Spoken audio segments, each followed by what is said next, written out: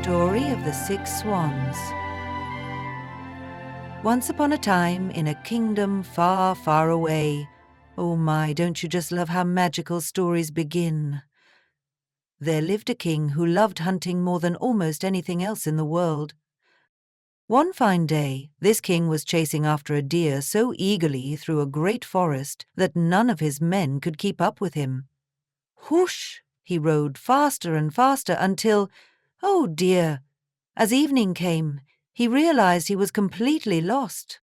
The poor king looked all around, trying to find his way out of the thick woods, but every path looked the same. Trees, trees, and more trees everywhere he turned.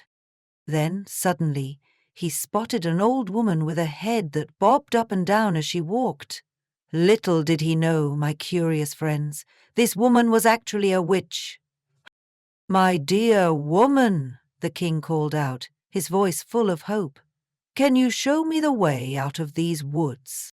"Oh, yes, indeed, your majesty," she answered with a croaky voice. "I certainly can, but there's one teeny tiny condition. If you don't agree to it, you'll never find your way out and will surely starve here all alone." The king gulped. "What kind of condition?" he asked nervously. The old woman grinned, showing her few remaining teeth. "I have a daughter who is the most beautiful girl in the whole wide world. She deserves to be your wife. If you promise to make her your queen, I'll show you the way home." Goodness gracious, what a request! The king was so scared of being trapped forever in the forest that he quickly agreed. The witch led him to her cottage, where her daughter sat by a crackling fire, almost as if she had been expecting him all along. The king had to admit the girl was indeed very beautiful, but something about her made him shudder inside. Have you ever met someone who seemed nice on the outside, but made you feel uneasy?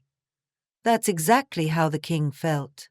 Nevertheless, he lifted her onto his horse, and after the old woman showed him the way, they returned to his castle, where they were soon married. Now, the king had been married before and had 7 wonderful children from his first wife, 6 boys and 1 girl. He loved them more than all the treasures in his kingdom. Worried that his new wife might not treat his children well, he secretly took them to a hidden castle deep in the forest.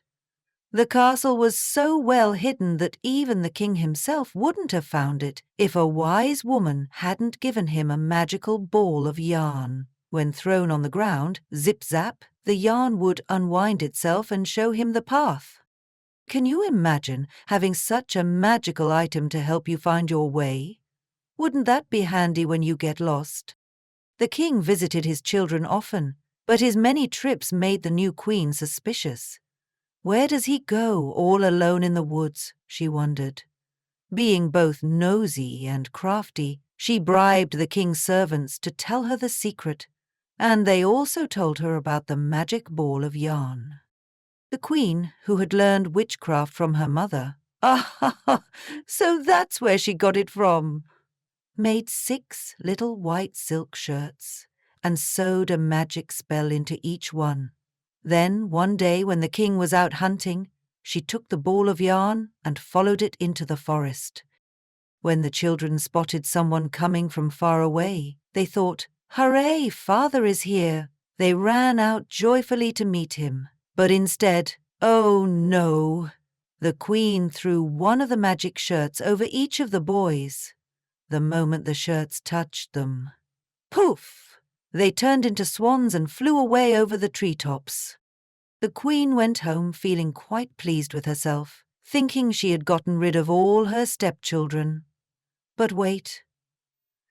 She didn't know that the little girl hadn't run out with her brothers, so she remained safely hidden. The next day, when the king visited, he found only his daughter. "Where are your brothers?" he asked, looking confused. "Oh, Daddy," she said with tears in her eyes, "they've gone away and left me all alone." Then she told him how she had watched from her window as her brothers turned into swans and flew over the forest. She showed him the feathers they had dropped in the courtyard. The king was heartbroken, but didn't suspect his new wife of this terrible deed. Afraid of losing his daughter too, he wanted to take her back to the castle with him. But the girl was scared of her stepmother and begged to stay just one more night in the forest castle.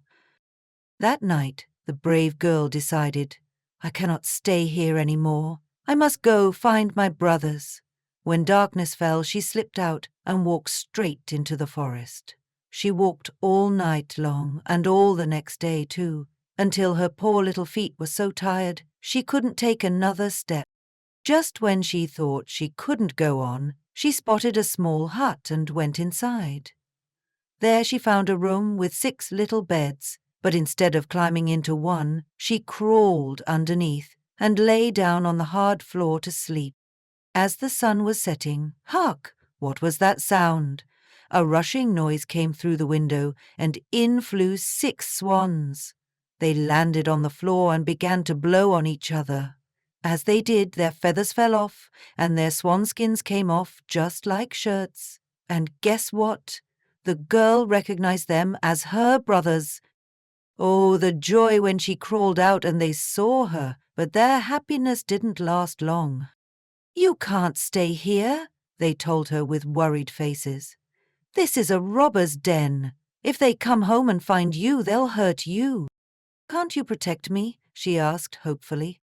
"We can't," they explained. "We can only take off our swan skins for 15 minutes each evening. Only during that time are we human again. After that, we turn back into swans." The little sister began to cry. "Isn't there any way to break the spell?"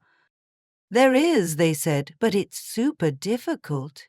You would have to stay completely silent, no talking, no laughing, for 6 whole years. And during that time, you'd have to sew 6 shirts made from aster flowers for us. If even one word comes out of your mouth, all your work would be wasted."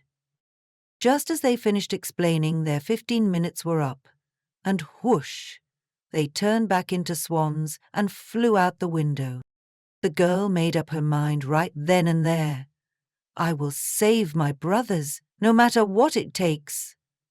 She left the hut, found a tall tree in the middle of the woods, and climbed up to spend the night safely above the ground. The next morning she gathered aster flowers and began sewing. Day after day she worked, never speaking, never laughing, focused only on her important task. One day, after she had been living in the forest for quite some time, the king of that land was hunting nearby. His hunters spotted the girl sitting high in her tree, sewing away. "Hello there," they called up to her. "Who are you?" The girl said nothing, not a peep. "Calm down, we won't hurt you," they promised. She just shook her head and kept sewing. The hunters kept asking questions, so she threw down her golden necklace, hoping they would take it and leave. But they didn't stop, so she tossed down her belt, then her garters, and one by one, everything she could spare, until she was left wearing only her shift. Still, the persistent hunters climbed the tree, brought her down, and took her to their king. "Who are you?" the king asked gently. "What were you doing in that tree?" But the girl remained silent as a fish. The king tried every language he knew, but she wouldn't say a word. She was so beautiful, though, that the king fell in love with her right away. He wrapped his cloak around her, lifted her onto his horse, and took her to his castle. At the castle, they dressed her in gorgeous clothes that made her shine like the sun. Even though she never spoke, her kind eyes and gentle manners made the king love her more each day. "I want to marry her and no one else," he declared, and a few days later they were wed. But the king had a rather nasty mother who didn't like this marriage one bit. "Who knows where this mute girl comes from?" she grumbled. "She's not good enough for my son."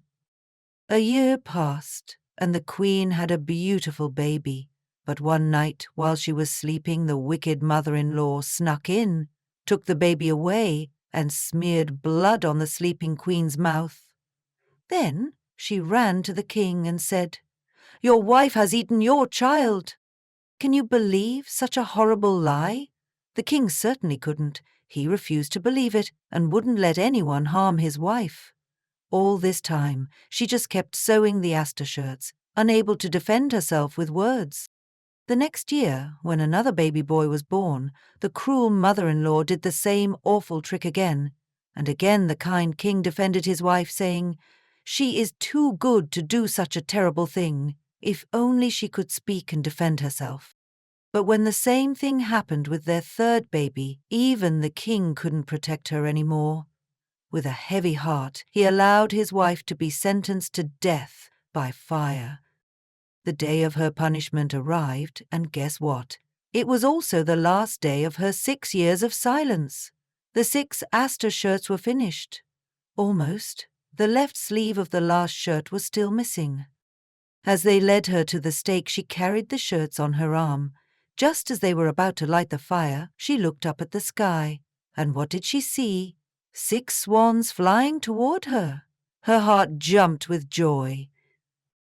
The swans swooped down, and quick as a flash, she threw the shirts over them. The moment the shirts touched them, their swanskins fell off, and there stood her brothers, all restored to their human forms. The youngest had a swan's wing instead of a left arm, though, because his shirt was missing a sleeve.